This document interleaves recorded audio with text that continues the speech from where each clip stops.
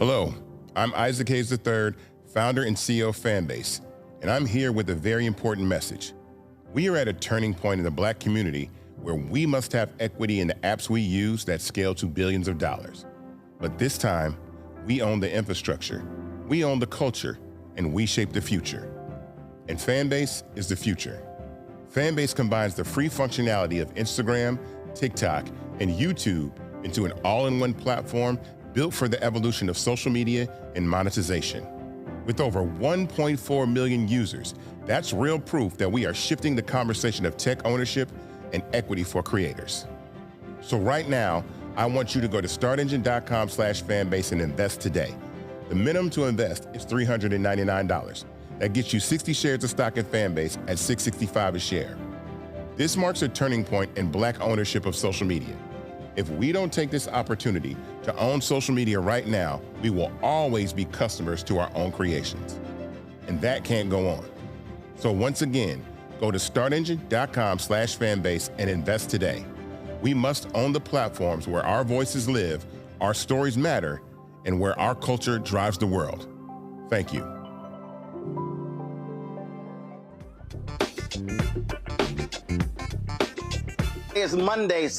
Today is Monday, September 22nd, 2025, coming up on Roland Martin Unfiltered, streaming live on the Black Stud Network. I'm live here in Louisville, in the Dallas-Fort Worth area, where Nancy Lieberman had her Celebrity Golf Classic. We literally just got off of the course, and so I'll talk a little bit about that. Now, on today's show, yesterday, massive rally in Arizona, memorial service for Charlie Kirk. Trump and his entire cabinet were there. His supporters claimed it was a rally for Jesus, but that's really not what it was. We'll have former Congressman Joe Walsh on the show to talk about what we heard from there. Even Trump saying he despises, he hates his enemies.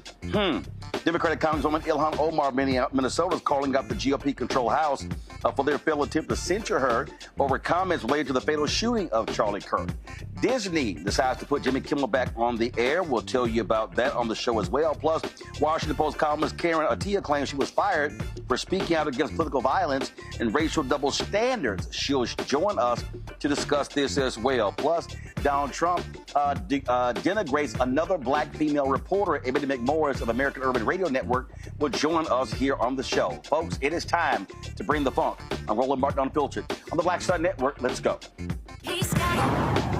Whatever the miss, he's on it. Whatever it is, he's got the scoop, the fact, the find. And when it breaks, he's right on time and it's rolling. Best believe he's knowing. Putting it down from sports to news to politics. With entertainment just for kicks, he's rolling. It's on go, roll, y'all. It's Roland Martin, rolling with Roland now. He's funk, he's fresh, he's real, the best, you know he's Roland Martin now.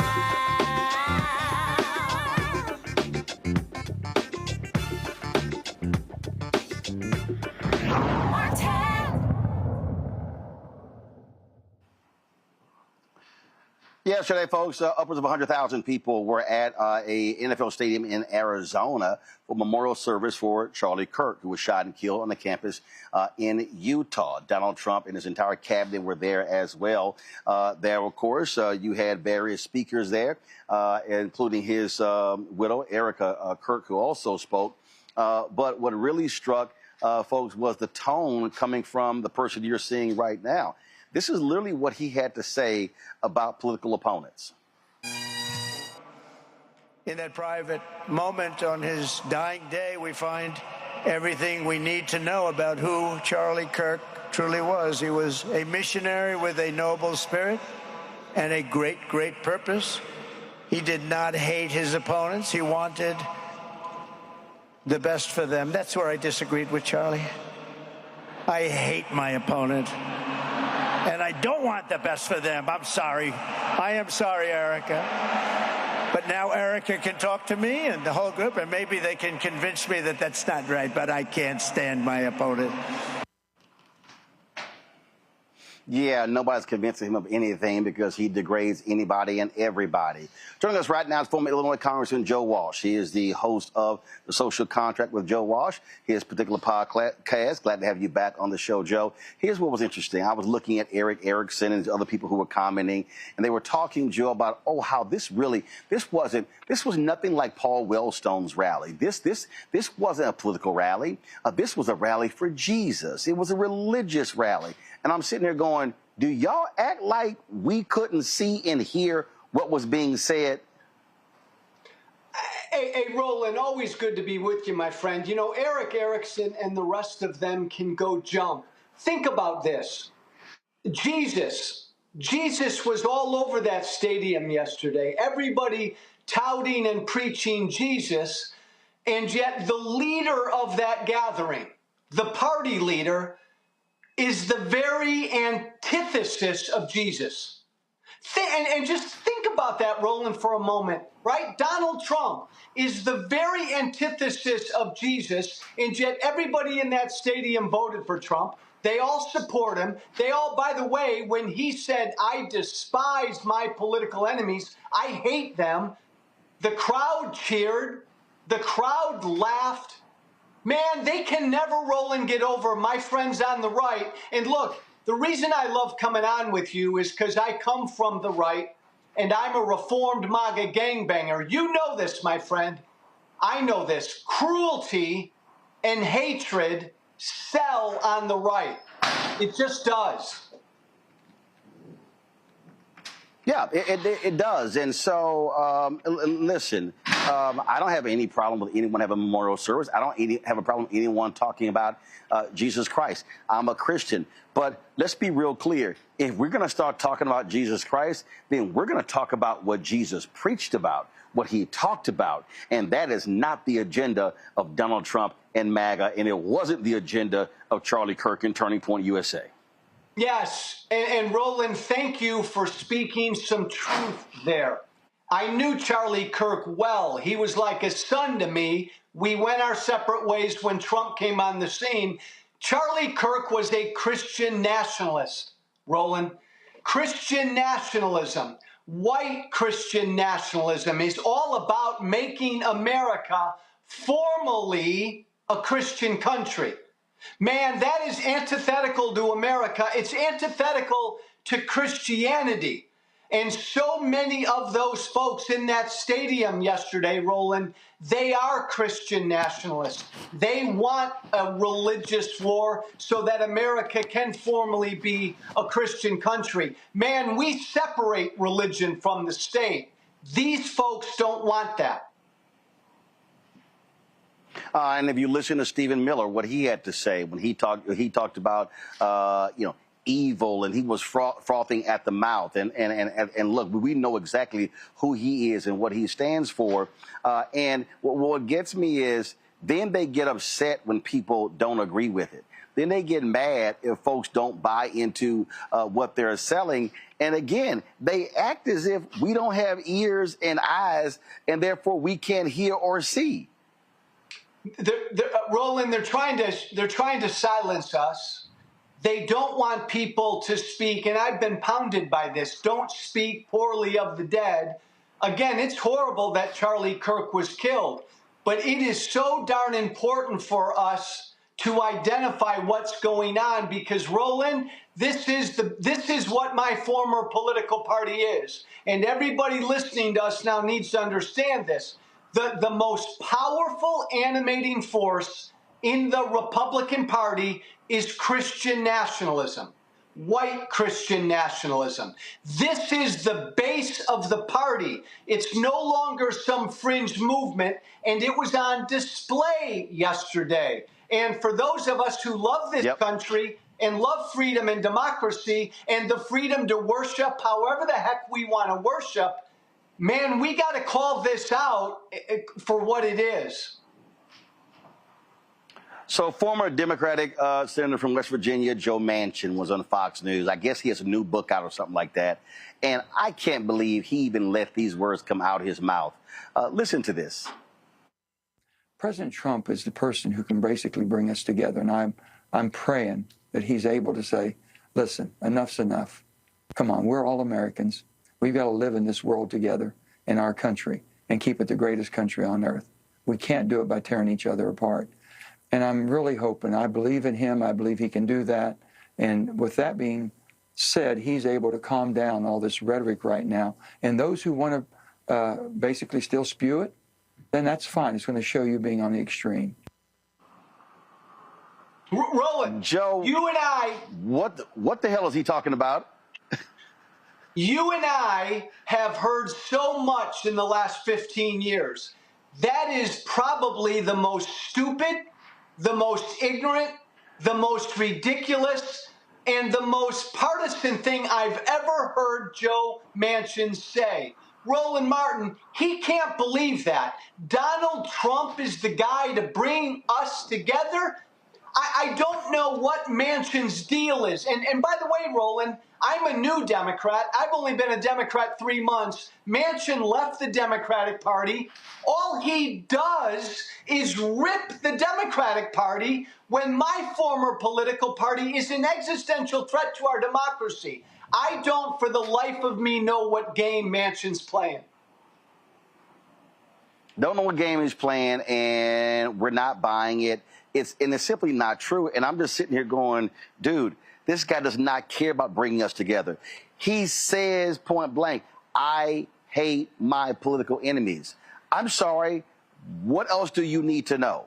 And the people in there, the Stephen Mills of the world, the people in his cabinet, you look at what their policies are. And at the end of the day, you see how they are attacking people. They've been doxing people, calling people's jobs, getting people fired because of comments they actually have made in social media. So again, on one hand, they keep espousing, oh, Charlie Kirk was about civil discussion. He was about debate. He was about all those things. But what they are doing, they literally are attacking anyone and everyone who says anything, and that's what they are about. And listen, I keep telling people, this ain't going to change. Joe Manchin can say whatever he wants to. It's not going to get better. This is what we are going to have to confront over the next 3.5 years, and people are going to have to wake up, and they're going to have to vote in massive numbers in the midterms to shut these folks down. Otherwise, it will only get worse. Roland, you're spot on. And again, everybody listening to us, take it from me. Somebody who comes from the right. These are my former friends, supporters, and voters. We got to wake up to this. Nobody should be celebrating the assassination of Charlie Kirk, but you nailed it, Roland. What my former side is doing is using the killing to call for some religious war, some righteous war, some civil war, because they're after Christian nationalism. That is way more dangerous than a few crazy people on the left celebrating the assassination.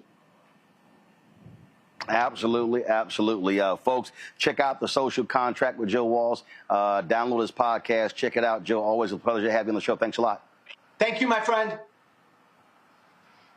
Folks, going to go to a break. We come back. We'll talk with our panel. Lots more we got to talk about, folks. It's a jam-packed show. You're watching Roland Martin Unfiltered right here on the Black Star Network, live from Louisville, Texas. Of course, a stone's throw from Dallas-Fort Worth, where I'm here for the Nancy Lieberman Klein Celebrity Golf Classic. Back in a moment. I'm Dr. Greg Carr, and coming up on The Next Black Table, we're speaking with Dr. Lucius T. Outlaw Jr., master teacher and philosopher. He takes us on his journey to discover and celebrate Black philosophy. From my undergraduate years at Fisk all the way through my PhD, I was never in a philosophy class where I had a professor who was a person of African descent, nor assigned a text written by a person of African descent, ever. How he pushed back at those who said there was no such thing and got us all thinking about what it means to be Black. That's on The Next Black Table, exclusively on the Black Star Network. My name is Lena Charles, and I'm from Opelousas, Louisiana. Yes, that is Zydeco capital of the world. My name is Margaret Chappelle. I'm from Dallas, Texas, representing the Urban Trivia Game. It's me, Sherry Shepherd, and you know what you watch. Roland Martin on Unfiltered.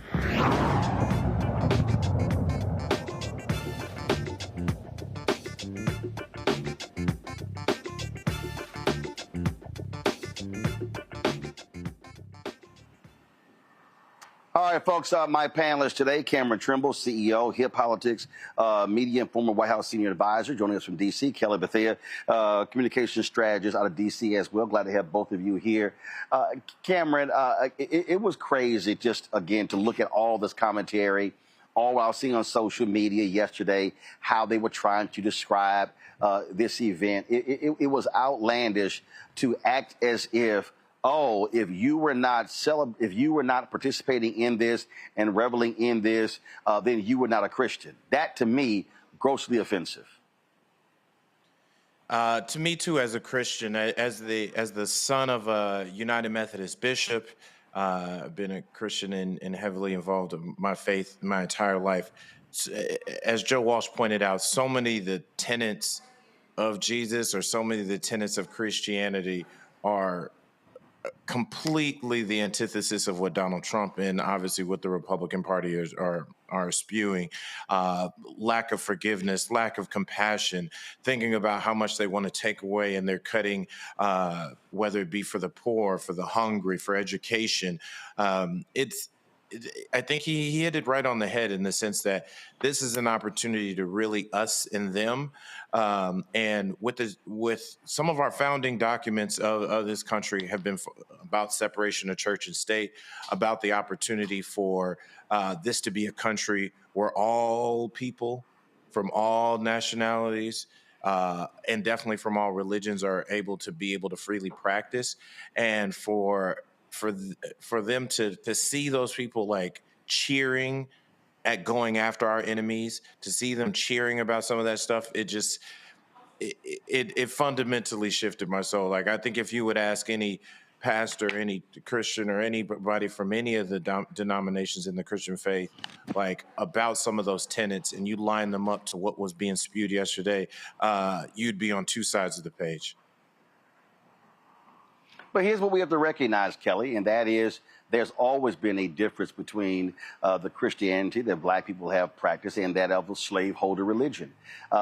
Look, we can go back to not only just during the period of slavery, during the period of Reconstruction, but during the period of Jim Crow. The reality is you had black churches who were operating totally different, but they were focusing on compared to these white churches. The Southern Baptist Convention was advocating racism during Jim Crow, and so many other denominations as well.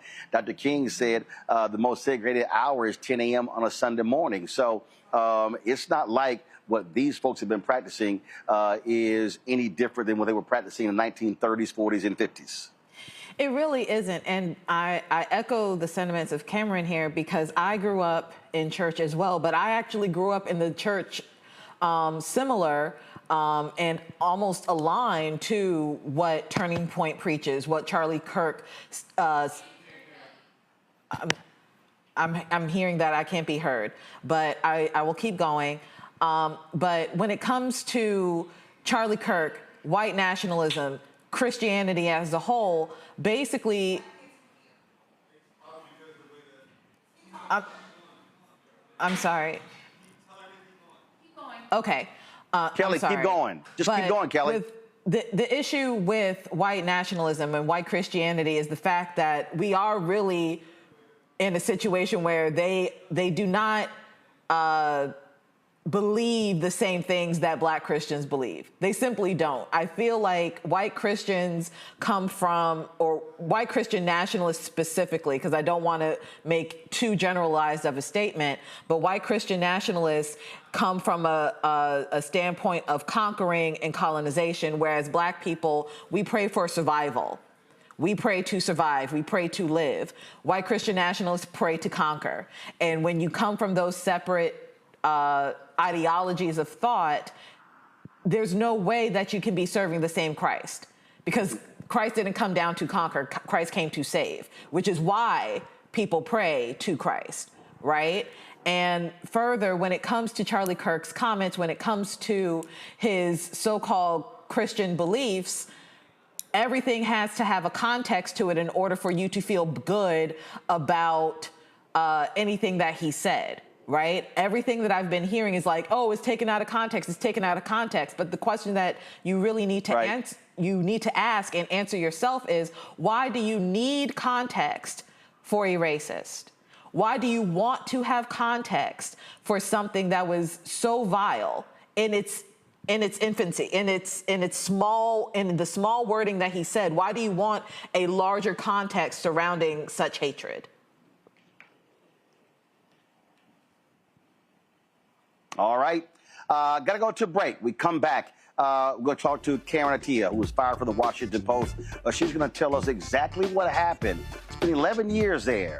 Why did the Jeff Bezos-owned Post make that decision? That's next right here. Roland Martin Unfiltered on the Black Star Network. Don't forget, support the work that we do. Join our Bring the Funk fan club. Your dollars make it possible for us to be able to cover news all across the country. So we got some amazing things lined up. You're going to be help funding this show, 4 other shows on the network. We're launching 2 other shows, and so we need your support to do so. And so please support us by contributing. If you want to use Cash App, use the Stripe QR code. You see it right here in the bottom left-hand corner. PayPal is R Martin Unfiltered. Venmo is RM Unfiltered. Zelle, Roland at RolandSMartin.com. Roland at RolandMartinUnfiltered.com. Check the money order. When money orders, make it payable to Roland Martin Unfiltered. P.O. Box 57196, Washington, D.C. 2003 7-0196. Back in a moment. Hatred on the streets, a horrific scene, a white nationalist rally that descended into deadly violence.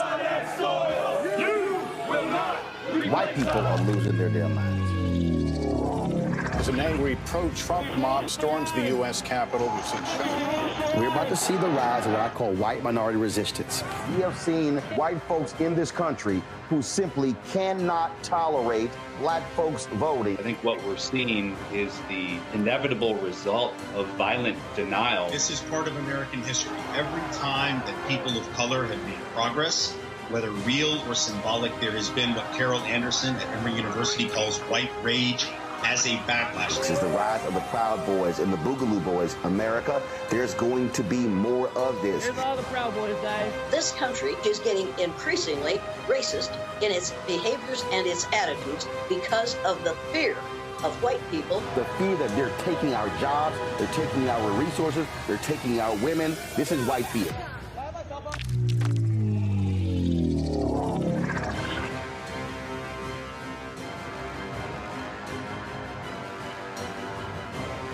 What's up, everybody? It's your girl, Latasha from the A. And you're watching Roland Martin Unfiltered.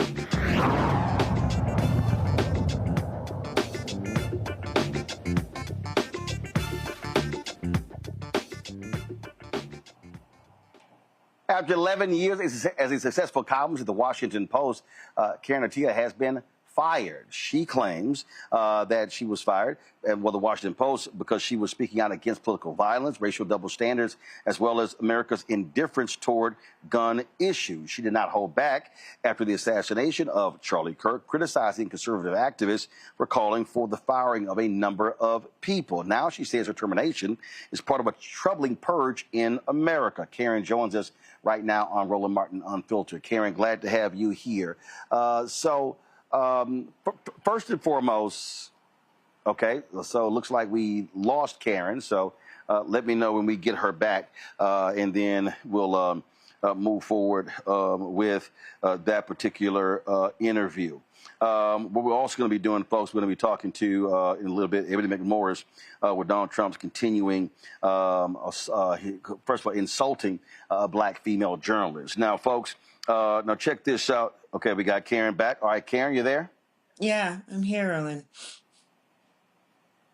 Okay. All right, Karen, glad to have you here. So let's walk through what happened here with you and the Washington Post. This obviously did not come out of the blue. Had this been building, had this been a lot of back and forth, they claim you violated their social media policy. Explain what they actually said to you as to why you've been fired. Yeah. First of all, thank you so much for having me on. Yeah, like so many other columnists, like I've been doing for the last several years of my job, I took to social media to just talk in very, very broad and general terms about America's history of political violence, of gun shootings, of mass shootings. Again, it wasn't just Charlie Kirk's shooting was not the only shooting that happened that day. There was also the shooting of school children in Colorado. So at that time, I was commenting on the empty rhetoric of thoughts and prayers and political violence has no place here, all of that. So I had a series of those posts on Blue Sky and went about my day. I mean, there wasn't a whole lot of backlash. There wasn't a whole lot of sort of disagreement or anger with anything I said. Then about 12 hours later or so, the next day, I get a call from a DC number. Couldn't pick it up. I just come back from training martial arts. And then about 2-3 minutes later, I get an email with the subject line, notice of termination. The letter that I got accused me of gross misconduct, that my Blue Sky posts put my colleagues at risk at physical danger, and that very specifically my posts referencing white men and political violence, or white men who espouse hatred and violence, was a breach of policy, and that was disparagement and disrespect in relation to Kirk. So those were the official reasons why I was terminated, according to the Washington Post, which, of course, I categorically reject and deny. Now, here's what is strange. When you look at white domestic terrorism in this country, it is largely committed by white men. The Dylan Roof killing 9 black people at Mother Emanuel in South Carolina, white man. The white man who shot and killed 10 black people at a supermarket in Buffalo, again, white man. The man who allegedly killed Charlie Kirk, white man. So you are stating facts. So are they saying that that's not factual? Yeah, I'm very confused as to their denial of facts, as to their interpretation of facts, and not just interpretation of facts. I mean, this is all backed up by studies done by the Cato Institute, the FBI, the National Institute of Health, and it's not just about the violence, but it's also about, my commentary is about how we tend to, in very broad terms, absolve, coddle, normalize white male violence and men who espouse this hatred. And actually, I was specifically referring to the case in Minnesota, Melissa Hortman, and those shootings. I was not even directly referencing Kirk, because at that time, we didn't have a shooter identity. We didn't have a motive. So I was doing my job and sort of exercising restraint, right? You know, not getting ahead of the facts, as we say. And yet somehow that was gross misconduct, and according to the Post. Last I checked, you were an opinion columnist. So is the Washington Post saying that they have an issue with the opinion columnist giving their opinion? Apparently, that is the case. That's the way I was fired, for doing my job as an opinion, not just as an opinion columnist, but it's expressly, I've been told that we were supposed to be social media presences, that our voices should be out there in the public domain, you know, adding to the discourse. And also, you know, this was not a spicy observation. I can be spicy.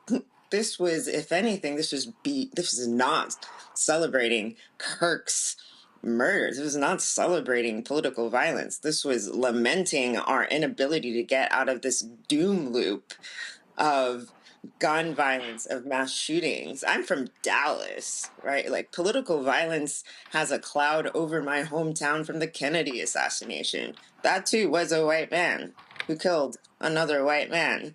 This has been the backdrop of political violence, and not just political violence, but anti-government violence in this country. And I've been saying this in my work for years, and I'm not the only one. And yet somehow this tripped a wire. Well, so let's just be clear. The Washington Post, like the LA Times, like so many other media outlets, have been bending over backwards to kiss the ass of Donald Trump. Jeff Bezos has been doing that. the new leader of the Washington Post, Will Lewis. That's what they're doing. And frankly, they have been trying to get rid of people. They were doing buyouts. Folks were taking those buyouts. Were you encouraged to take a buyout? And if you were, why did you choose not to do so, knowing full well that a lot of your colleagues have been leaving because of this new leadership at the Washington Post? This Washington Post today ain't Katharine Graham's Washington Post during Watergate or the Pentagon Papers by a long mile. Yeah, lots of questions. I mean, I will definitely say, just even earlier this year, I published a piece about my writer who was killed, Jamal Khashoggi, and challenging power and challenging the sort of bromance of these authoritarians, and they were proud to publish that. And people ask, well, why didn't you take a buyout? I actually had a long form project that I had a green light to go ahead and finish. So I was still doing my job and working on that project, which I'd been working on for, at this point, nearly a year. So I was still trying to finish a project and a job that was still really important to me, regardless of what was happening. So I was trying to focus and, keeping my head down to an extent. And yet this happened. And I think I'm just the type I recognized what it meant to be the last Black full-time staff columnist in the opinion section. And I just wanted, I guess, to do the best that I could, and it all turned out this way, unfortunately. We're operating in a totally different world. The Fourth Estate has historically held power accountable, put pressure on power. New York Times, Washington Post, Wall Street Journal, Philadelphia newspapers and other papers as well. But what we're now looking at, we're now looking at corporate interests who don't give a damn about the Fourth Estate, who don't care about journalism, sacrificing journalism for the sake of profit in various deals. And people need to understand we're going to be worse off if this continues, because if you don't have media holding power accountable, then who else is going to hold them accountable? Absolutely. And it's not just, media. I mean, yes, media not able to hold people accountable, but the self-censorship, right? The chilling effect, the sort of people wondering, where they're going to run across a trip line and then get their entire careers blown up. And this is also against a backdrop, against the climate, increasingly, especially since the Trump administration took hold, of a decline in press freedoms across so many press freedom indexes for American journalism, right? And this is against the backdrop of decline in press freedom around the world and a retreat from democracy. And it's all too often, at least in this country, particularly, that Black journalists are on the front lines of that being taken out, right? I mean, I think, Roland, actually, you might have been the very, very, very first, when I was a baby journalist, a baby little wee thing coming to DC. You might have been the first on-air interview I might have had, and here we are now on The Independent, still wanting to do journalism, and we're having to do this outside of the traditional corporate media. Just says a whole lot, right? And I think for a lot of us, particularly Black journalists, we've been screaming, crying, throwing up, trying to warn people that what is happening right now was going to happen, and we were laughed at, right? And I guess I'm still processing what a lot of this means, still for me. I'm still processing how 11 years, not just as a columnist, but as an editor, as someone, anyone knows me, I care deeply about not only my own speech, but I've edited and platformed writers from around the world, some of whom I disagreed with. But understanding that power to be seen and heard is something to be shared. But we're in an era, I think people need to understand, we're in an era of censorship. And I said this ever since the changes were coming down from the opinion pages, that it wasn't just about, oh, we have these new pillars. I was like, well, okay, an era of censorship is on the way, is here. And I don't think Americans have quite wrapped their head around it. This is something that, quote unquote, other countries, unfree countries do. No, the fire is here. Now what? Yeah, and listen, journalism is going to be sacrificed by these corporate overlords. So go to my panel with questions. Cameron, you first. What's your question for Karen Attiah?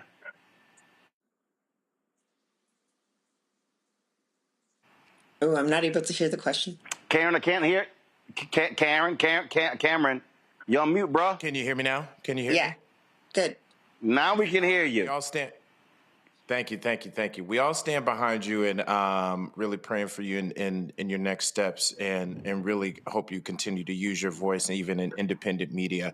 My question here is: had you seen a distinct difference pre and post the Bezos takeover of Washington Post around some of, like I said, the standards and the standards and practices and so forth around the reporting?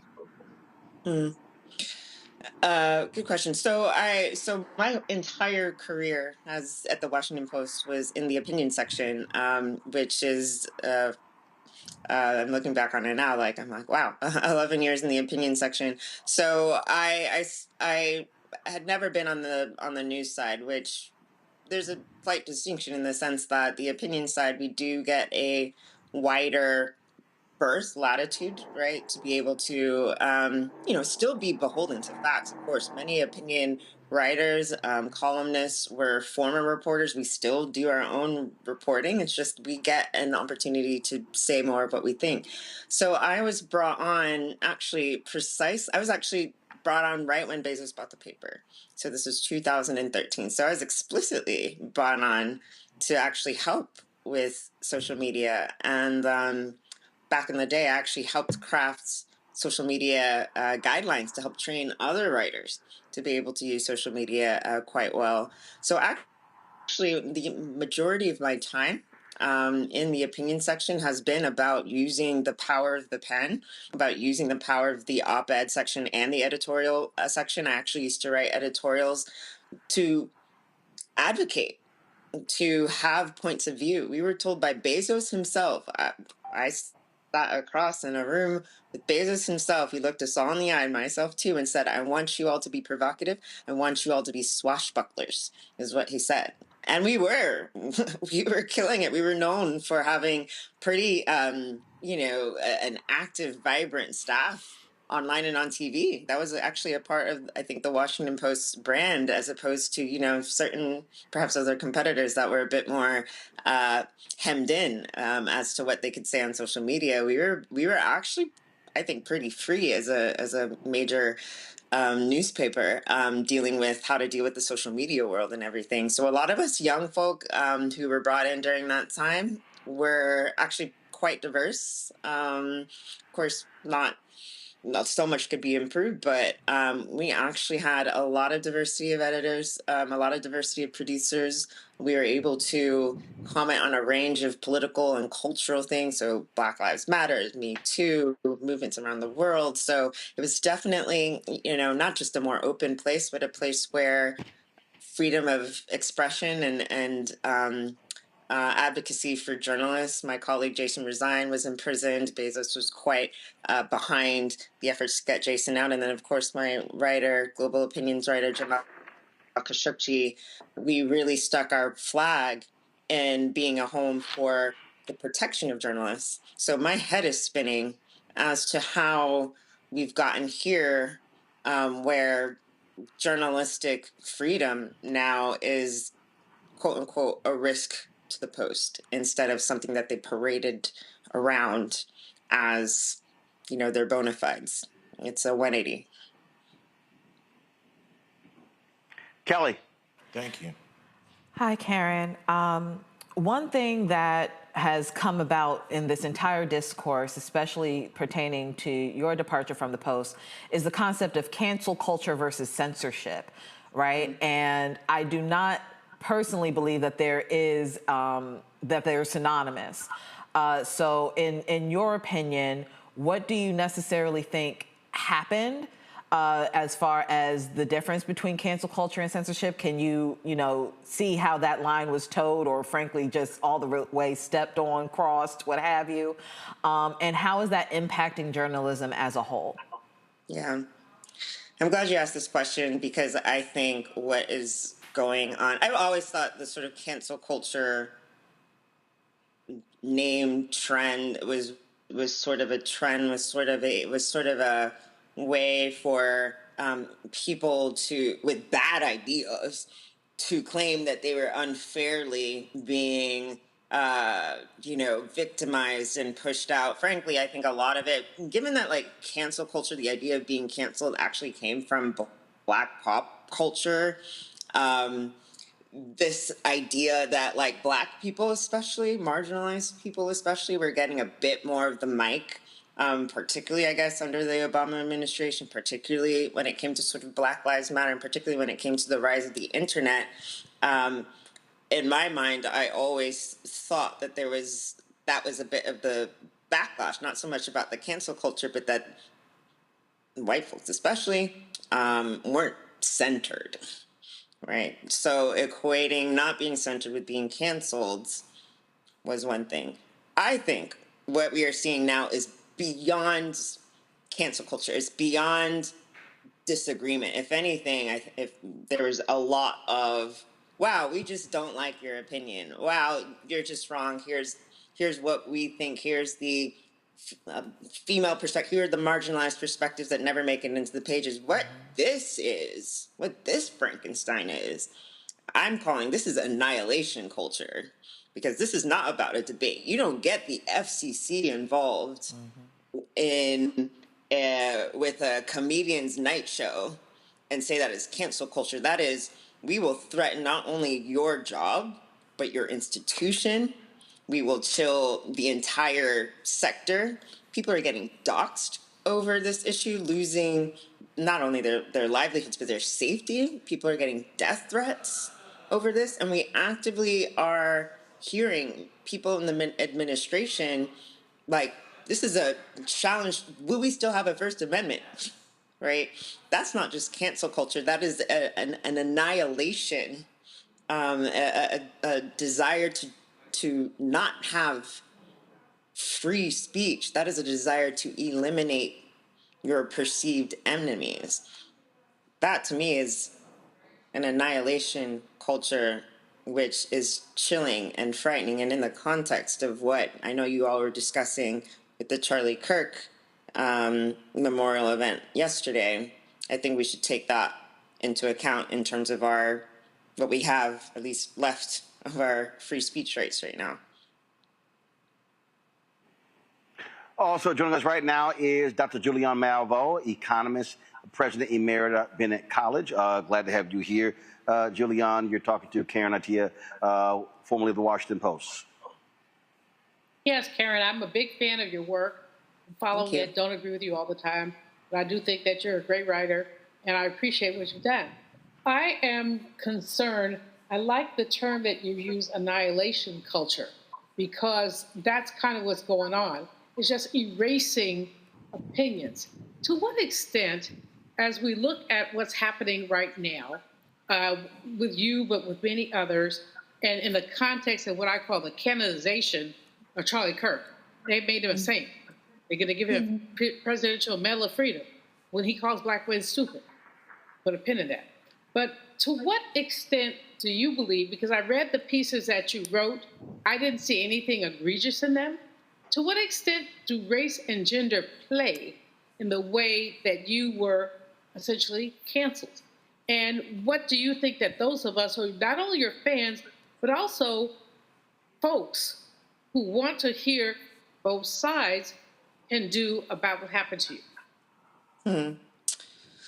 Well, what is chilling in my case, both chilling and nonsensical, is the explicit reasons, at least that the post cited as examples, were basically saying that I crossed a line by mentioning white men.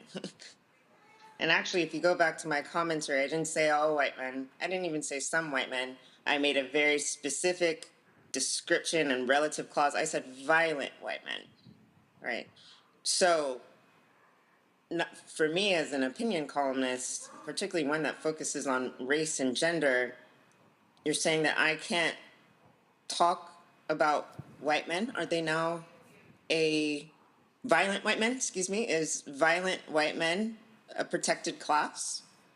Which would then actually prove the point of my Blue Sky post. And this is why what is happening to me with the post is going to be so chilling for any reporter that deals with race, patterns, facts. This is legitimately, again, protecting, at least as the letter stands now, saying that we should protect violent white men.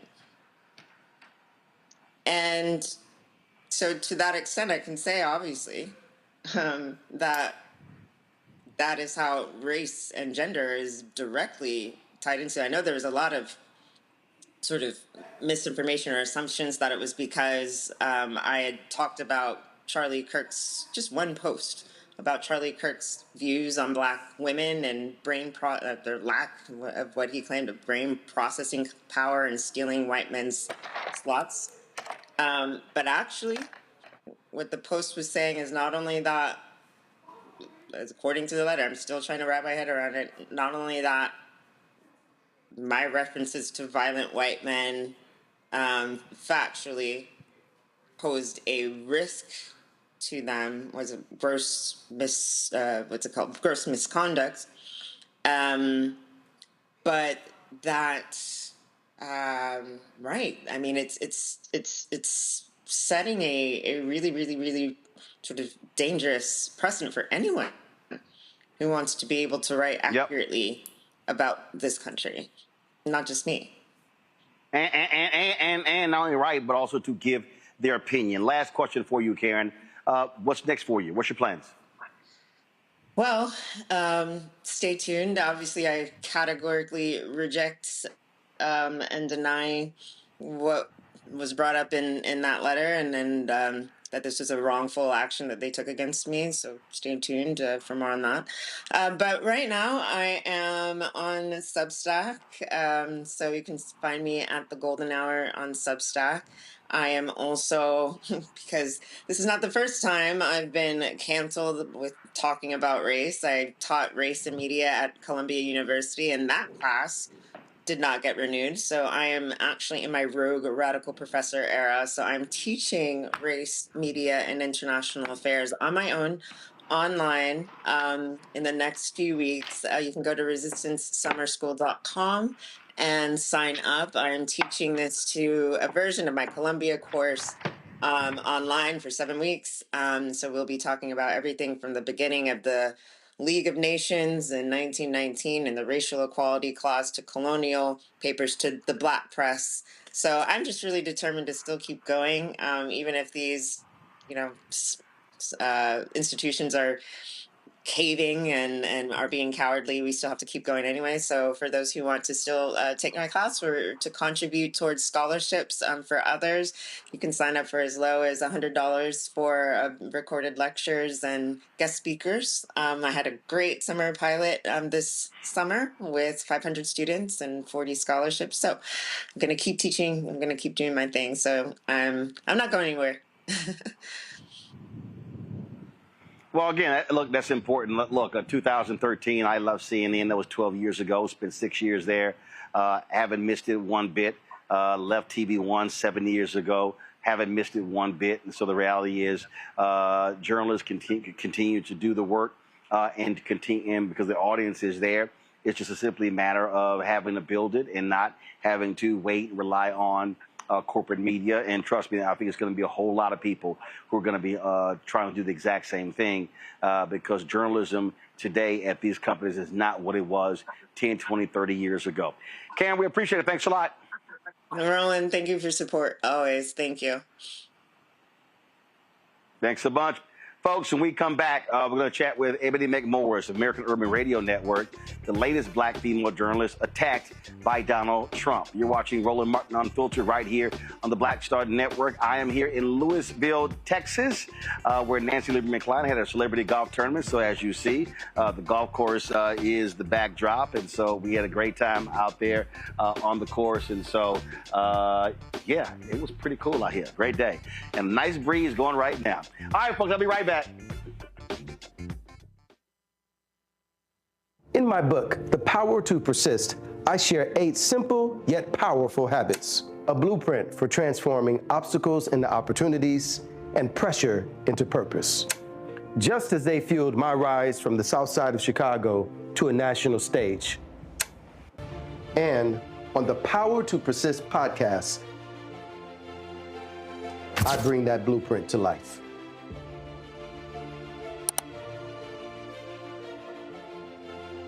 This week on The Other Side of Change. Hurricane Katrina, 20 years later. Cannot believe that it's been more than 20 years since we saw Black people and Black communities across New Orleans and the South being failed by our government.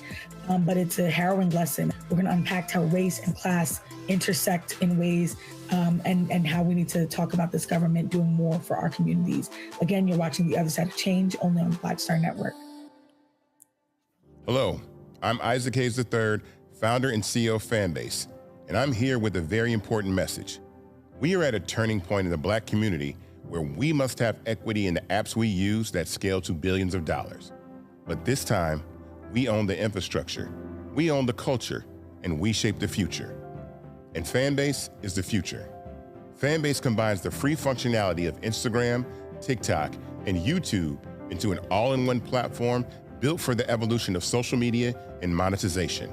With over 1.4 million users, that's real proof that we are shifting the conversation of tech ownership and equity for creators. So right now, I want you to go to startengine.com/fanbase and invest today. The minimum to invest is $399. That gets you 60 shares of stock in Fanbase at $665 a share. This marks a turning point in Black ownership of social media. If we don't take this opportunity to own social media right now, we will always be customers to our own creations. And that can't go on. So once again, go to startengine.com/fanbase and invest today. We must own the platforms where our voices live, our stories matter, and where our culture drives the world. Thank you.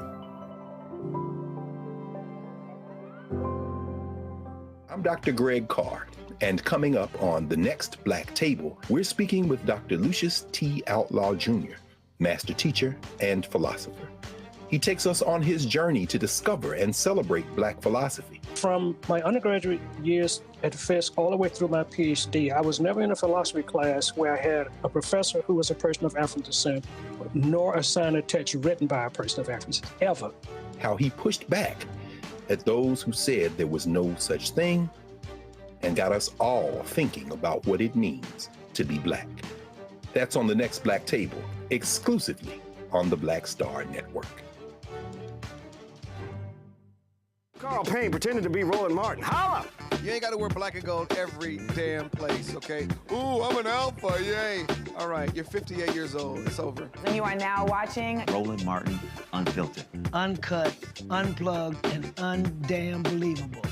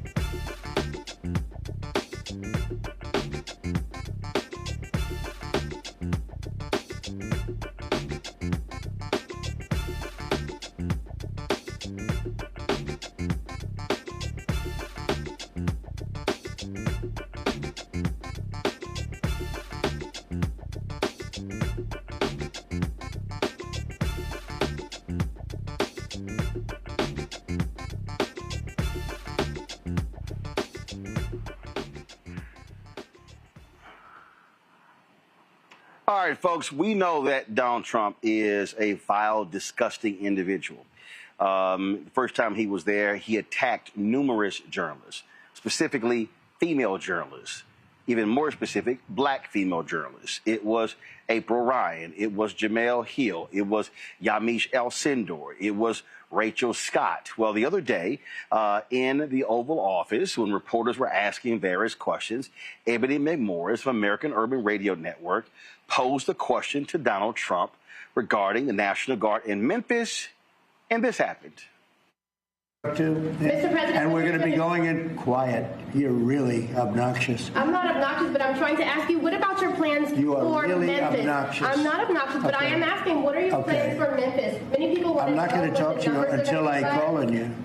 What are your plans for Memphis? Who else? Yeah, go ahead. Yeah, I just want to settle this free speech question, because you've said that you restored free speech in America. Yeah. Is that free speech including for people who are harshly critical of you, for your political opponents, for people who say things you don't like? I've become immune to it. Unfairly? I've become immune to it. There's never been a person that's had more unfair publicity than me, and that's why your network paid me $15 million, or $16 million, I believe, to be exact, George Slopadopoulos. And that's why CBS paid me a lot of money, too. And that's why I sued the New York Times 2 days ago for a lot of money.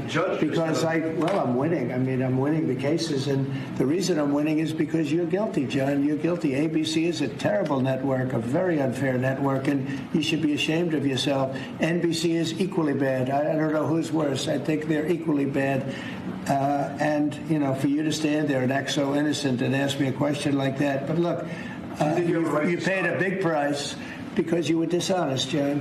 The reason I won that lawsuit was because you were dishonest. You were proven to be dishonest. And so you can't sit back and just say, oh, well, what do you think? You know, like you're some wonderful person. You're not a wonderful person. Frankly, you're a terrible reporter. You know it, and so do I. Okay. Here's what we're going to do. Here's what we're going to do. So what you saw there is Donald Trump. He does it on a regular basis. He attacks John Carl. He attacks Peter Alexander. He does not care. He is not respectful. He is not civil. He is an ingrate. He is a ghoul. He is a completely despicable human being. Joining us right now is Ebony McMorris, White House correspondent for American Urban Radio Network. And first and foremost, Ebony, first of all, glad to have you here. And so explain to people what happened. Explain to people what happened there. Because, again, reporters there in the Oval Office, they're asking questions. A lot of people don't really understand what that process is. It's called a spray, and they got different words. They got different phrases for it. But explain to people what was happening. So we were a part of the pool, and the pool, most people don't know, is made up of about 11 or more different media outlets, and that pool follows the president whatever he does on that day. And so we were called. It was not open to all press, only the pool members, which is why there were only a limited number of reporters in there. And we came in the room, and if you saw the entire picture, when you came in the room, he had a bust of Lincoln on the desk with that big gold card on the side. And I'm walking in the room. Normally, I'm always yelling out. I just don't hardly ever get a question. And that day, I decided to just double down. But I'm thinking, as I see Lincoln, I'm thinking about Robert E. Lee's painting that they just hung back up, while I'm looking at this bust of Lincoln and this gold card, this executive order that is basically a pay-to-play program for wealthy elites to come into this country. I'm seeing that at the same time, and I really just want to know. I had several questions. One was on Memphis. Another one was on 2 black men found hanging from a tree, one at Delta State University in Mississippi. The others, I had a couple on Charlie Kirk, but I really wanted to also get to questions that we don't really hear about. What is he saying about the DOJ scrubbing a report that talked about right-wing extremists and what they're doing in this country, how they're wreaking havoc? I could just only get the Memphis question out. And we've seen him berate reporters over and over again. And I just wasn't having it on that day. I just was upset. And this is a couple of days before the Charlie Kirk funeral. And so When I was yelling, he kept calling to the person on my left and my right, if you watch the whole thing. In fact, one reporter got in like 4 questions. And I said, well, you know what, this time I'm just going to just keep going. I'm tired today. That's how I felt. And to that point, Ebony, what people don't realize, they'll sit there, even in the White House press briefing, they'll call on ABC, NBC, CBS, Fox. I mean, even Fox trashes them. Even when Biden was there, Obama was there, Fox trashes them left and right, and they still show them more respect by calling on them. And folks like you rarely ever get called on. And you're fighting for time, and the questions that you're trying to ask, and let's be perfectly clear, you didn't get called on a lot by Karine Jean-Pierre in 4 years of Biden. So I ain't got a problem saying that. And so you're constantly there, so you're showing up every single day in the White House briefing, and there are questions that you have that are specific to the interests of African Americans that rarely ever get called on. And people have to understand the reason that's so important is because other reporters are there. People are watching online. And when you raise something, these white reporters are not going to raise those things. And so all of a sudden, hell, a lot of the stuff is news to them because they ain't paying attention themselves. I'm glad you said that. But let me just say this. You know who was in the room? Sean Spicer was in the room. I was like, not even a journalist. What we have seen in this administration is that it feels like the room was opened up to everybody. But going back to, your last comment, I hear people often say, where are the reporters? Why aren't they saying anything? Where are they? There are some of us in the room for Black owned and operated reporters. AURN is Black owned and operated. There's only a handful of us. There's literally only a handful of us. And this is the most reporters I've seen in that briefing room ever. Literally, it goes to the back of the room, almost to where the kitchen is. And so it is literally a fight in there. And what you also don't see is that you have even some of these MAGA reporters, while their press briefing is going on, commenting loudly at some of the reporters because they don't like what we're saying or some of the questions. You just had that before, small sneers. But there have been confrontations that didn't get on camera that I have seen happen outside of that room. That's just the amount of tension that's in that room. So we're there, but I also want people to know that fight just doesn't end in that White House. And Roland, you and I always talk about this. The fight and the work happens outside of that. We already know what is going to be said. I could have told you he was going to spin that question from the beginning, but I also know that I still, regardless, just like Allison Dunnigan, the first Black White House reporter with black reporter with female reporter with credentials, it took years for her to actually get called on. But she still had to keep raising her voice. She still had to keep pushing. Just like Ethel Payne, we have to keep doing that. And the fight isn't just there, it's outside. It's in the community. And our voice is important because we come from those communities. I have heard so many things in that room sometimes that I'm telling you that have disturbed my soul. And so on that day, I just had to say, I'm not going to let you rage bait, because this president rage baits. So if I can get you in an exchange or do this, he called Yamiche second rate, then we can go back and forth. But I am not going to let you just say that without me at least saying, no, now let's get back to Memphis. No, I'm not obnoxious. Let's get back to Memphis. He told me to be quiet. I paused for a second and I just kept going. But that is just a snippet of the fight that we go through on a day-to-day basis, but we cannot quit. You talked about earlier the fourth estate. It is our role as reporters, and we're seeing a shift to be like a watchdog, right? To hold power accountable. When we talk about our role in here, it is shining a light on government and corporate actions and keeping them accountable and making sure the public knows what's being done. That's why you talk about it. I talk about it all the time. The Black press is so important. So the president called me so obnoxious. Well, guess what? Obnoxious means unpleasant. I will absolutely be obnoxious when it comes to finding out what is going on with my people, what you're doing in this office, and holding true to power and accountability. I don't mind being that. At first, I was like, no, I'm not. I came home. My daughter said, that means unpleasant. Let's get unpleasant. I said, you know what? You're absolutely right. Ida B. Wells had to get unpleasant. I don't know anybody who has had to fight in this country, especially for the freedoms of Black folk, and you didn't have to get obnoxious. I'll be indignant too.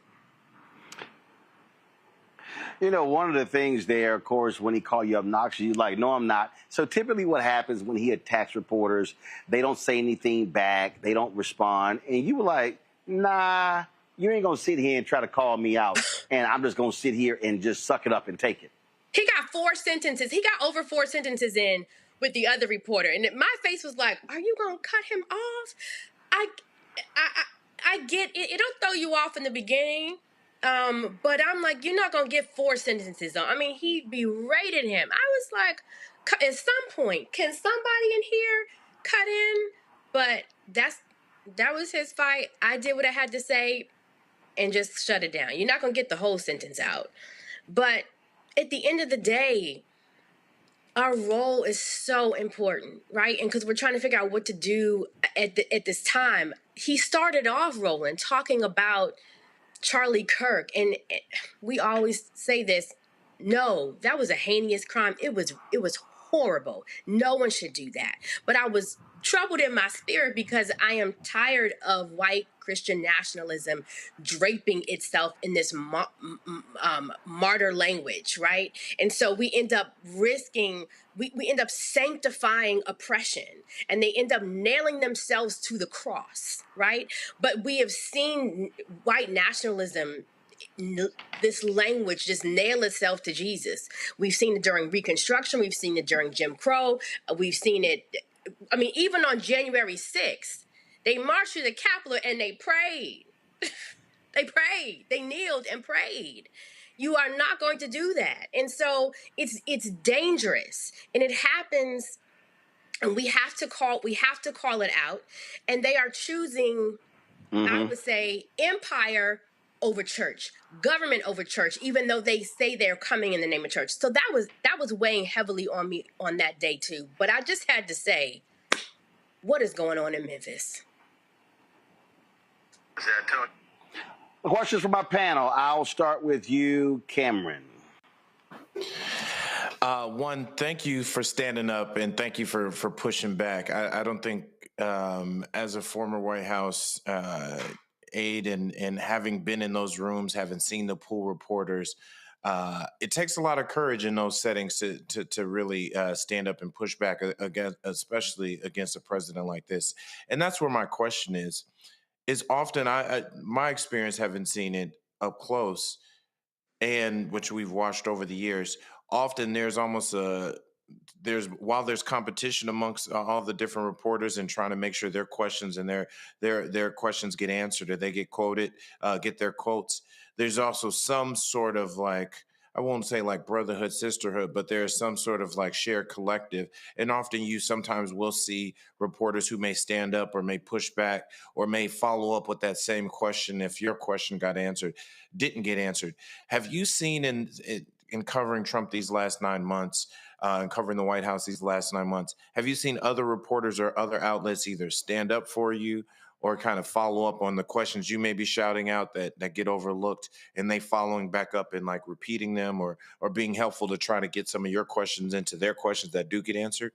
No, no, I unless you've seen that when you've watched the C-SPAN, not when it comes to, first of all, let's just be honest, because many of us will get on the phone and see, okay, sometimes we have to count the Black people in the room. How many questions do you see come from us? And I definitely don't see necessarily a follow-up. I understand what you're saying because I've seen that before. If someone got cut down, they would then come and say, well, let me follow up on that. You do see it sometimes, but some of the questions that I've yelled out, I've not had anyone do that. But this government, this administration, in many ways has tried to delegitimize Black reporters. I mean, we've seen revoking of credentials. I would say this president, in some ways, we are seeing a Nixon style things run like that. So there's like an enemies list. There's an enemy. I mean, we've seen the enemies list. He puts, this isn't just me, he puts it on Truth Social. One thing you can say about this administration, one thing you can say is that he puts his card out there. They wrote a book about it. right? So we can't be surprised. He puts it on Front Street. Now, why America does not want to believe, I don't understand, but I will say this, the importance of this moment, even in light of what happened with Jimmy Kimmel, people canceling their subscriptions, don't go back, take that subscription, and then go find a black outlet. Take that subscription, don't go back. Yep, he's back on, but take that money and put it to some good use. Because people are always saying, where's the black media? Or they spew stuff that they hear on TV, on mainstream media. And there are black reporters, there are black outlets that are giving you more information. But it is also an economic fight. You got to put your money where your mouth is. Put your money where your hope is. What do you want to see? Well, who are those outlets that are giving you that information? That little bit that you think just goes to that subscription, that $20, why not support black media? I know I got off in the question, but I had to. Julian. Yeah. Now you got it. Julian. I'm here. Yes, Roland. I want to follow up what Sister said about supporting black media. You are an icon in that you created your own platform and have given voice to lots of folks. The challenge right now, in my opinion, is that there are too many. I wrote a piece last week called Welcome Back Cowards. There are too many folks who are really not willing to lift their voices. They're willing to go along to get along. But the fact is that we know, let me just drill down for a moment, Roland. From this perspective, this man said he was going to fix the economy. And what he's done instead is created a series of distractions, dystopian drama. The economy has not been fixed. So I always have to go back to that. I'm an economist. Go back to the fact that unemployment rates are rising, that the black unemployment rate right now is 7.5%, twice the white rate, that 300,000 black women have lost their jobs because of Doge. We have to go back to any number of things. And when we go back to those things, we go back to the fact that inflation is rising, that he actually had his hand-picked doodle-wop put onto the Fed, and that man could not even argue. He wanted a 0.5 point reduction. Jerome Powell and the others said a 1/4 point reduction. His own doodle-wop could not, he wants it to go down by 2 points. He could not even justify that. Okay, Julian, what's your question for Ebony? Ebony, what is, how would you share with me the backlash on Lisa Cook? And what can we do to support that sister who has been basically totally vilified and as that man does? What can we do for Lisa Cook? Not be silent. You started off by saying it. Sometimes people just take a back seat or they don't talk about it. The wonderful thing about black media is that when mainstream media moves on, right? When they've got the snarky headlines out and it's been said and moves on, the issue still persists. We cannot remain silent. We have to keep pushing this story. We have to check up on those people, especially, I mean, it's crazy because even the Supreme Court today, the ruling with the FTC that he may be able to let go of board members. Justice Ketanji, the reality of the market is banks always. He said, we're electing a king. And so we cannot remain silent. That honestly is the key. Jimmy Kimmel, whatever, that's fine. But black media, we have to keep that story in our mouths, and we also have to support each other. There are stories, there are times I actually watch a lot of different outlets and read other outlets because there may be something that I'm missing. I watch Roland all the time. I'll go back to my audience and reference him, right? So we have to, even in our sphere, we have to support each other. That's very important. Most of our outlets are limited. We don't have as many resources, right? There's not a black outlet that's in the travel pool. So we do in-town travel. So we have to to come together collectively, to support each other, to support each other's stories. And when we're sharing things online, we share all these funny things and all this other stuff. I need us to start sharing things that's meat, things that's going to help us. We feed ourselves so much junk food, right? Socially and culturally and politically, but we got to get some meat on the bones. And that's how we stay informed, because what I don't want is what we saw in the last election, and people would be like, I didn't hear her talking about that. I didn't see that. Who was covering that? We've been covering it. We've been covering it. Where you been? Kelly.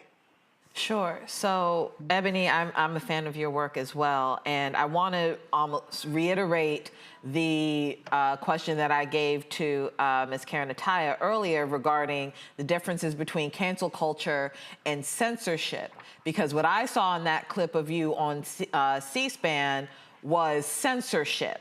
And with cancel culture, at least culturally, no pun intended, it was really about elements of accountability and holding people accountable for their actions and the consequences of not being held accountable for your actions. So can you put your spin or give us your opinion on the difference, how that line has been thinning, and what's next for you? I would say when we talk about cancel culture versus censorship, when I use the word censorship, to me, I just think now we're talking about legal issues here. When we talk about the freedoms, the First Amendment protects 5 freedoms. The First Amendment is protecting speech, it's protecting press, it's protecting religion, the assembly, and petitions, right? Those are the things that it covers. And so at its core, it says the government cannot silence me, and the government cannot control the press. So I would put censorship in that category. So it cannot do that. But we are seeing the fundamental rights that we've had, we're still having to fight for them and push for them. So it's important that, let me tell you something, the situation with Jimmy Kimmel, that was 6 days and he's back. You know what I mean? Mm-hmm. Now, who knows whether some of the different stations will cover it, but 6 days. I didn't see someone have to come to the front of the line and say, hey, we're going to have a meeting here and announce a boycott and do this. No, people immediately responded.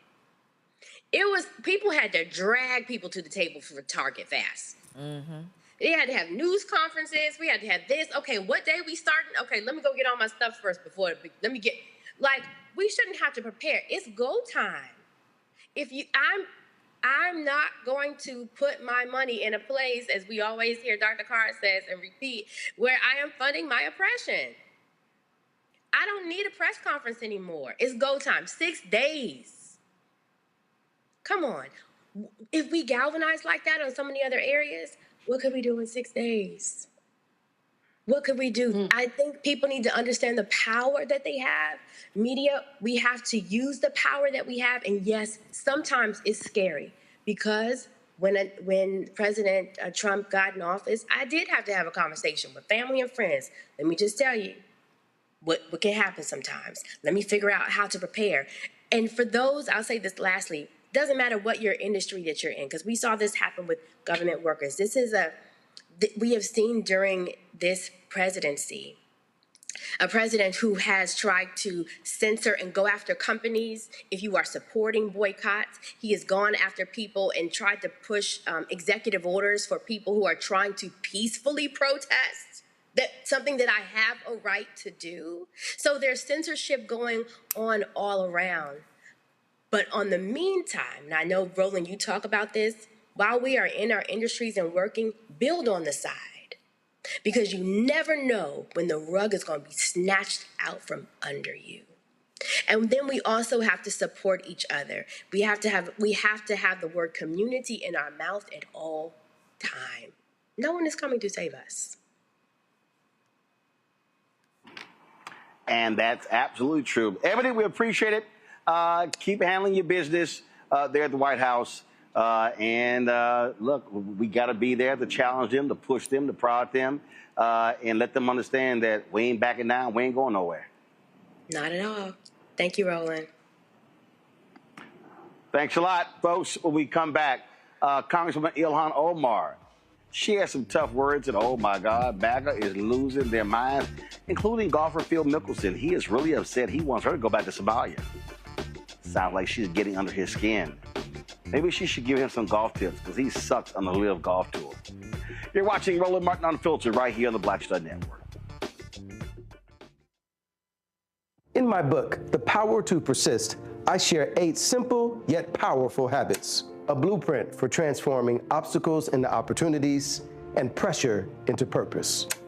Just as they fueled my rise from the South Side of Chicago to a national stage. And on the Power to Persist podcast, I bring that blueprint to life.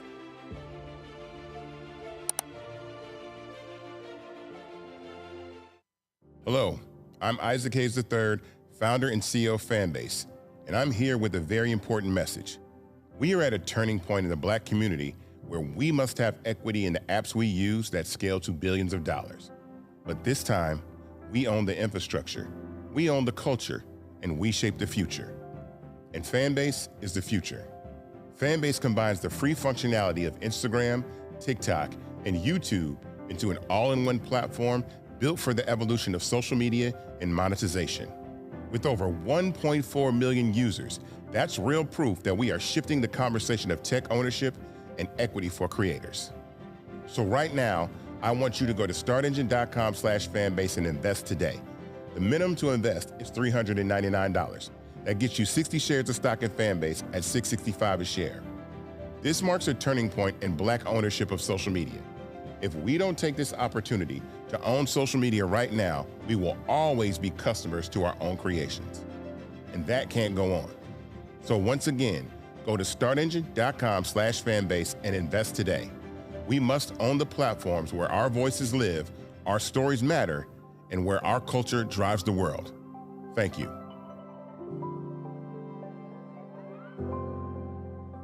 Hi, I'm Jo Marie Payton, voice of Sugar Mama on Disney's Louder and Prouder Disney Plus, and I'm with Roland Martin on Unfiltered.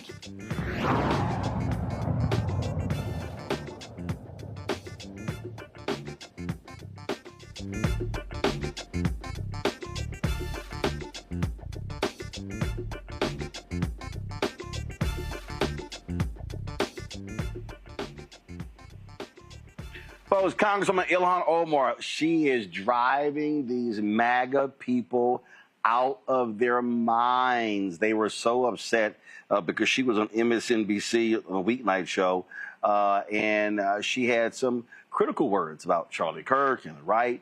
Here's what she said. Here's, a president that is always unhinged, always deranged, always creating chaos and division. And he seems to have a real obsession with anyone that is an immigrant in this country that is not of European descent. You don't hear him talking about the accent of his wife and, the fact that she came here as an immigrant or any of those things, or the fact that she gets to have an opinion even though nobody elected her into office. But he has an objection to a person who does serve over 700,000 constituents in Congress, who's literally elected, has the same certificate as he does. But I think for me is I feel embarrassed for him, because in these attacks, what he does, and I think with the likes of Nancy Mace, and whoever that Randy guy is, they expose themselves for how stupid they are. And that is embarrassing for us as a country, because these are people who are elected to positions of leadership. He's supposed to be the president of the United States, who's heading off to Europe to represent us. When he does, he's uneducated enough to understand that members of Congress can't be impeached. When you have Nancy and Randy saying, we're on it, we're going to impeach her, when they're saying they're going to deport me, knowing full well that you cannot deport an American citizen, what that displays for not just Americans, but folks on an international platform is that our country is being led by idiots. And that is not something that we should be comfortable with as Americans. And that's not something that should make us proud. And so in this moment, I feel great sadness as an American that these are the kind of people that the world gets to see representing us. Well, so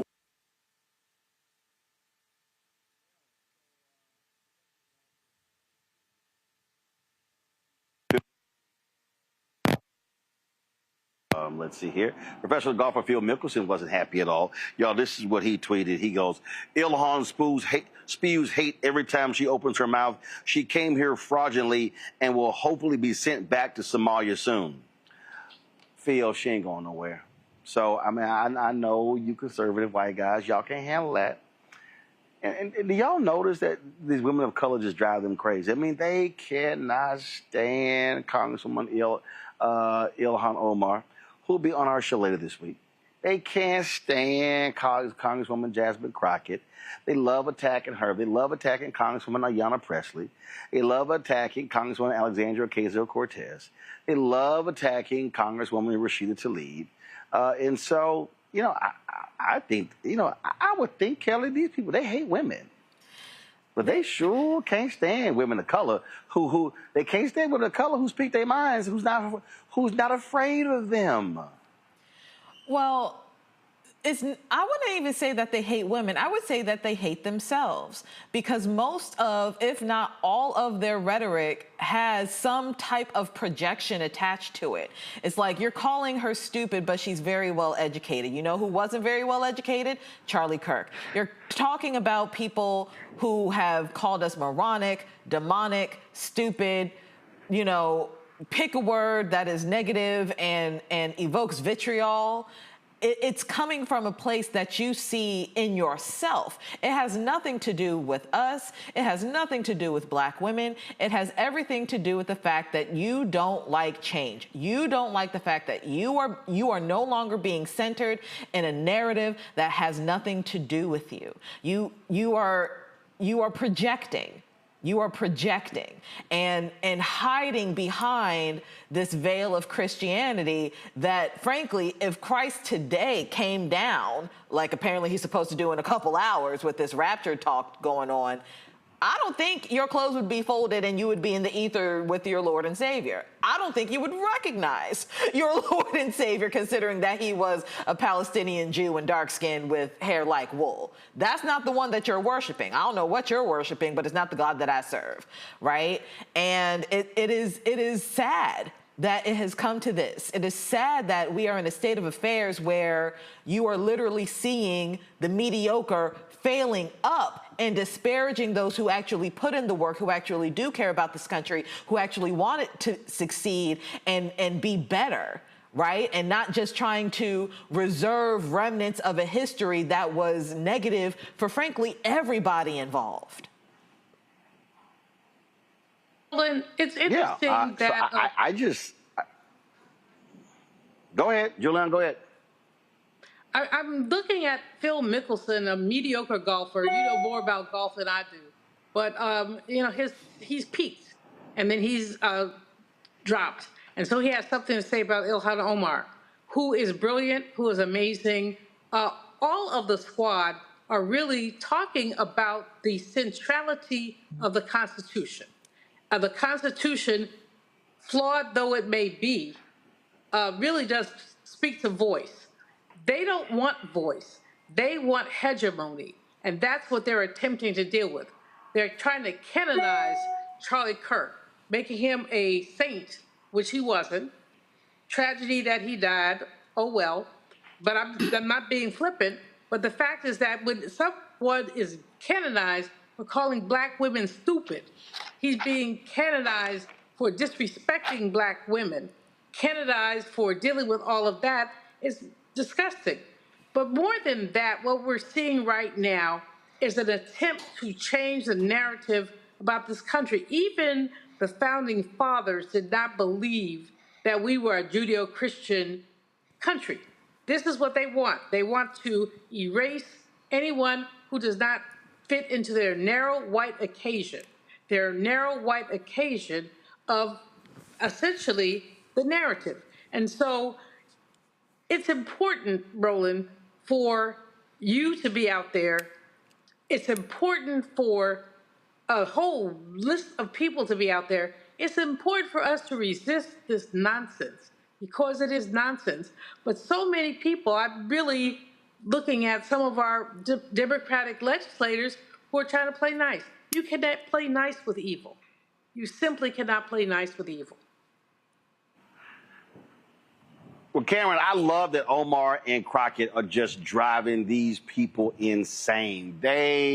Every time they talk, they just, oh my God. Mickelson even was tweeting about Crockett as well. And I was like, oh, just make him crazy. And I'm like, Phil, you should get your ass out Twitter to go practice on your golf game because you have sucked in the last 2 or 3 years.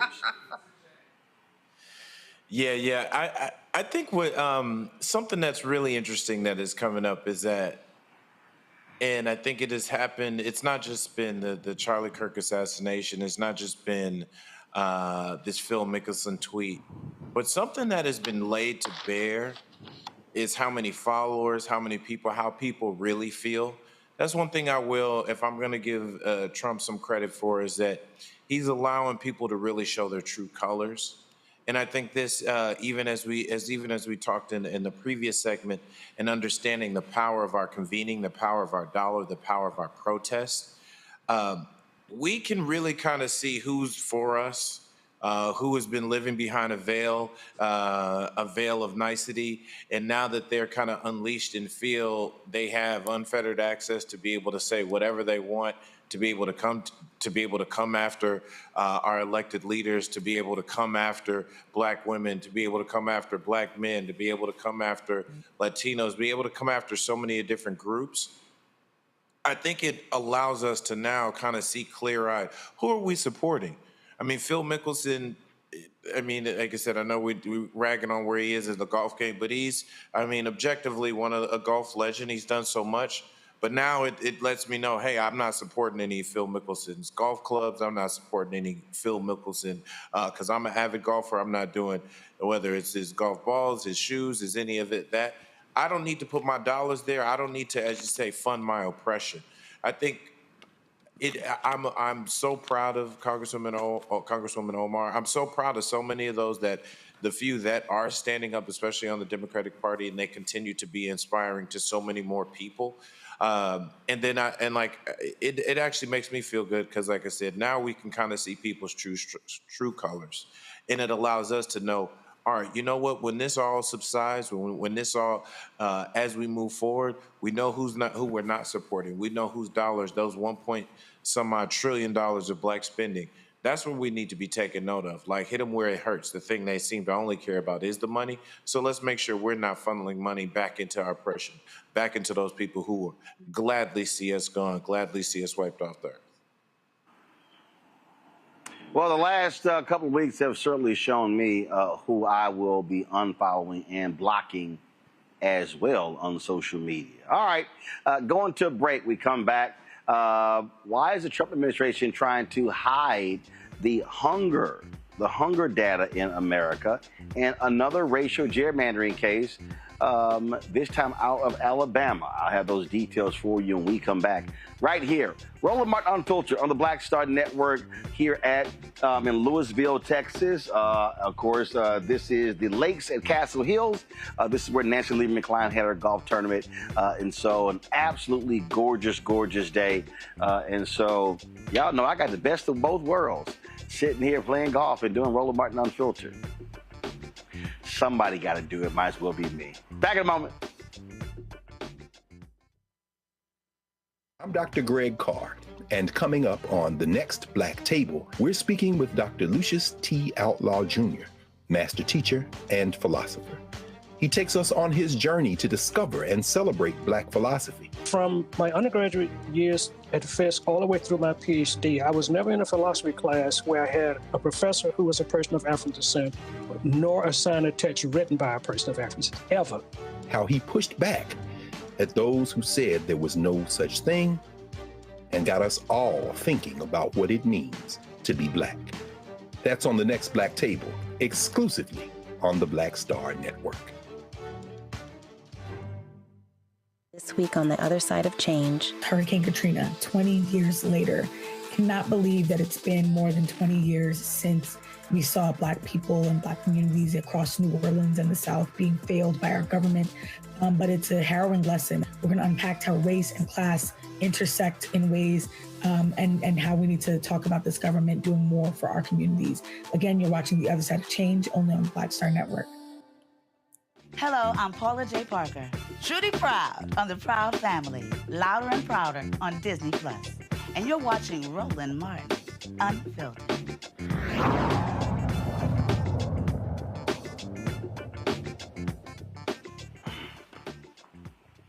For all of their proclamations about Jesus Christ and Christianity, let's be real clear.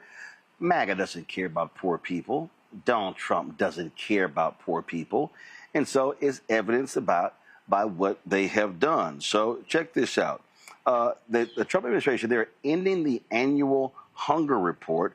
They're claiming it's been overly politicized and rife with errors. It comes 2.5 months after Trump signed legislation sharply reducing food aid to the poor. The Congressional Budget Office has estimated that the tax and spending cuts would mean 3 million people would not qualify for food stamps. This is a statement from the Department of Agriculture.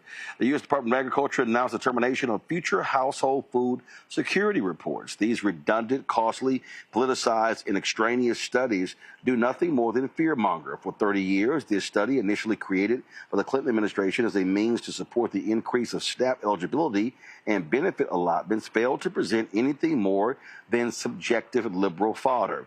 Trends in the prevalence of food insecurity have remained virtually unchanged, regardless of an over an 87% increase in SNAP spending between 2019 and 2023. USDA will continue to prioritize statutory requirements and, where necessary, use the bevy of more timely and accurate data sets available to it. Okay, so this is what's stupid to me then. Okay, Cameron, if you're saying that something is wrong with the data and you're going to use new data, why are you getting rid of the report? No, you're getting rid of the report because you don't want people to know the increase of folks who are in poverty, and then because you're cutting food subsidies. That's what this is all about. It has nothing to do with the data. So if you're saying, oh, these reports have been filled with bad data, but we're going to be getting new data, fine, put the new data in the report. They can't do that because they know the new data doesn't exist. It's a lie. I think this is literally one of the biggest alarm bells and one of the thing we should be most afraid about, because this is an unsettling trend from the Trump administration where they are taking away public reports, whether it's the FDA, the CDC, the DOJ, statistics. I mean, he threatened to get rid of his Department of Labor, folks over at the department later, because he didn't like the job. He didn't like the job numbers being updated and re-reported. They are trying to, and as we see what they're doing with the FCC and trying to use it as a bludgeon on media, they are trying to control a narrative to paint a picture. They'll never say the word recession, even if we're deeply in a recession. They'll never say there's a hunger problem, even though any person on the street, you can go to any 50 states in America and I'll show you people who are hungry. And with so many people from that big, beautiful bill who are going to lose, I think it's estimated some 3 million people may lose SNAP benefits. And mind you, everybody thinks SNAP and thinks food stamps. So they've promulgated that, oh, that means black people, minorities. No, there are way more white people on SNAP than there are black people and minorities who are on that. But what is scary is that what we could rely on and what independent parties could rely on, think tanks, research, universities who are able to build reports on this agreed upon what they thought to be factual data now that is going away. Now we won't be able to understand what's happening. And this is, like I said, this is a disturbing trend across the administration for them to be taking down normally publicly available statistics for every American who pays their tax dollars to be able to see, to understand how the government is performing, to understand how various departments and how various agencies are performing. This is a full attempt to hide, and they already showed they don't care about hungry people. They don't care about homeless people and unhoused people. They don't care about those who aren't doing as well financially. So this is another way to bury that stat and make those people and their plight even more forgotten. Yep. Yeah, and so this is real clear, Julian, when there's data that they don't like, their first response is, Okay, we're going to get rid of it. You know, Roland, I've been around the block a whole bunch of times. I remember back when I worked actually in the Carter administration, and they tried to they had black and other, and they would not drill down on black. It was just black and other. I think at one point they were calling it non-white. And this echoes, data tells the truth, liars tell lies. People do not want to, the whole issue of disaggregated data has been an issue as long as data has been collected. Who are we collecting it about? Do we want to show the gaps, the racial wealth gap, the hunger gap, other gaps? And this is what we're seeing here. That hunger report has been reported for more than 30 years. I mean, I was a baby girl economist under Carter when that was being reported. Here we fast forward 40 years later, and we still have people say they don't want to hear it. But the fact is that they've been collecting this data bipartisanly. It's not been Democratic data or Republican data. It has simply been data. And so this administration's attempt, and we've seen it before, let's not get it twisted. We've seen it before. People don't want to know the truth because the truth really hurts. And what hurts is we know, as the brother said earlier, we know how many people are hungry. You don't have to collect the data for you to tell me that you're hungry. You don't have to collect data for people to say they're not working. But what we have now is the data has been gold standard data, bipartisanly. But this administration, like others before them, and I can tell you stories about the time that I think Reagan wanted to include imprisoned people as working to lower the unemployment rate. This was a long time ago. But data can be manipulated unless you have confidence in data. The sister who was leading the Bureau of Labor Statistics had no political axe to grind. However, because they did not like the numbers, they tried to throw the numbers away. And here we go again. But here's the deal, Kelly. For Trump, MAGA, it's very simple. Poor people, out of sight, out of mind. That's what this is all about. He doesn't want to see poor people. He don't want to talk about poor people. He don't want to get questioned. And the whole thing is, a whole bunch of those folks who are in that report, those fools actually voted for him.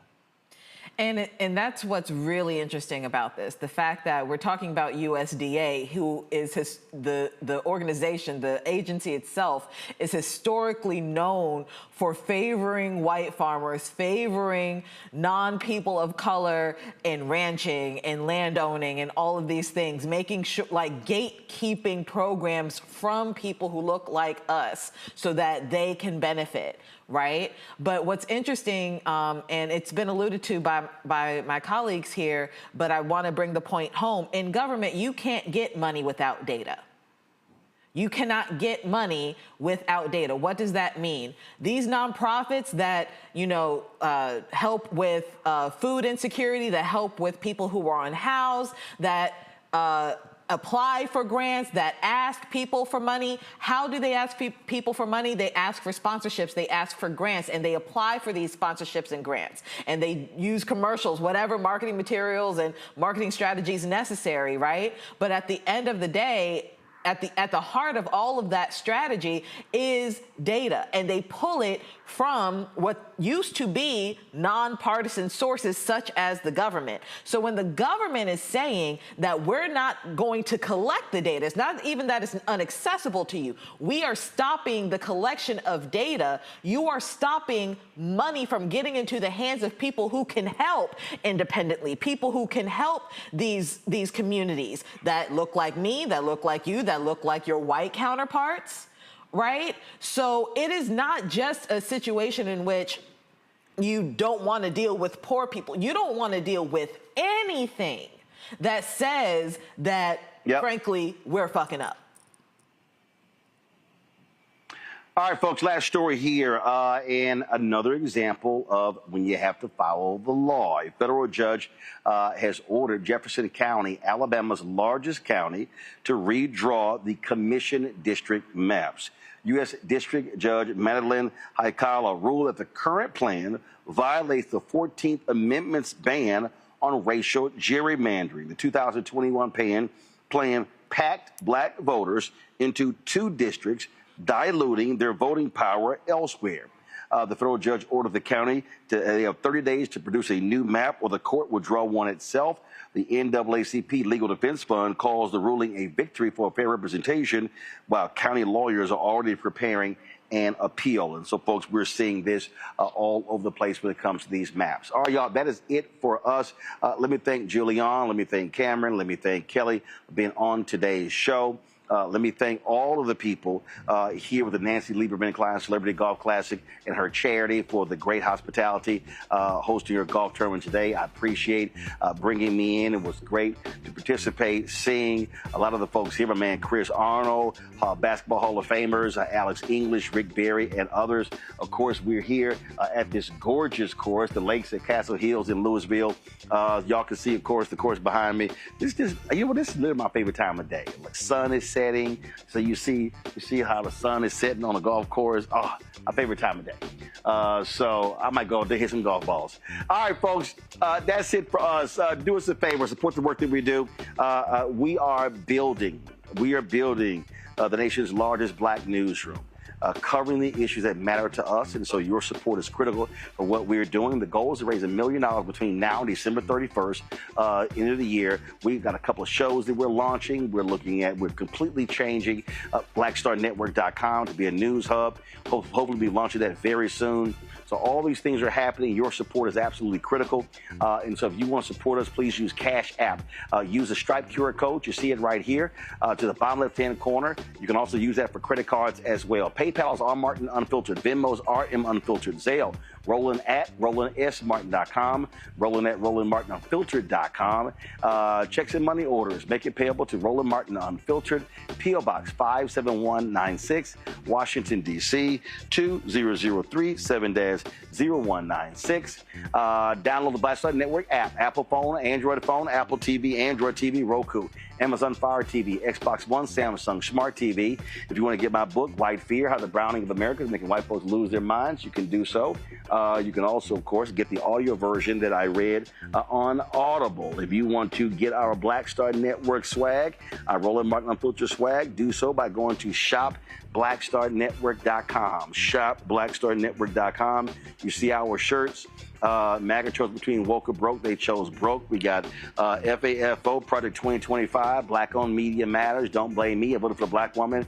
And also that Howard John Wesley quote, how you died is not redeemed, how you lived. So get those shirts right there on the website. Also, there are black-owned companies that we support who are in our marketplace at shopblackstarnetwork.com. We want y'all to support those black-owned businesses. You see a lot of the products. I keep them on my news desk there in the studio. We got backpacks, scented candles. We've got food items as well. We've got desserts. I mean, all sorts of stuff, y'all. And so if y'all want to support those companies, please do so. You got leafy toilet paper. I mean, you got all sorts of different stuff. Go to shopblackstarnetwork.com, shopblackstarnetwork.com. If you're looking for birthday gifts, anniversary gifts, of course, the Christmas season is going to be coming up, and so we want you to utilize black-owned businesses. Let's circulate these dollars in our community. Go to shopblackstarnetwork.com, shopblackstarnetwork.com. Folks, also, don't forget, if you want to support Fanbase, download the app. Download the app Fanbase. And if you want to invest, they've raised $13.1 million. The goal is $17 million in this fundraise. And so that's the target goal. Go to startengine.com/fanbase, startengine.com/fanbase. Folks, that's it. I'm going to see y'all tomorrow right here. Roland Martin Unfiltered on the Black Star Network. I'm back in studio in Washington, D.C. This week is Congressional Black Caucus Foundation Annual Legislative Conference. We'll be, of course, covering that, having a number of CBC members coming and doing the show this week as well. So lots to do, and I appreciate all of you as well. Thank you so very much. I'll see y'all tomorrow right here. Roland Martin Unfiltered, Black Star Network. Holla!